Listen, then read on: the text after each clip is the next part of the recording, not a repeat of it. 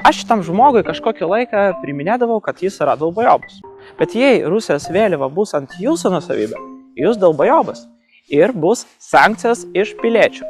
Piliečiai turi teisę reaguoti į kitų žmonių žodžio laisvę ir sakyti jiems, kad jie yra долбоёбы. Когда началась война? Отойди на шаг. Я отошел, я стою нормально, я стою нормально. Отойди на шаг.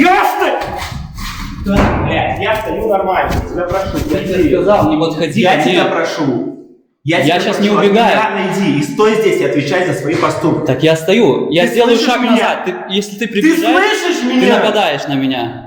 Понимаешь? Kristija, atnešk man peilį, jeigu pagal. Man tai yra iš labiau principų reikalas, tikrai. Ir jeigu aš jį muščiau, jau seniai būtų paplitęs video internete. Nes čia savygina. Administracinis mano klijavimas ir turto gadinimas visiškai niekaip jis negali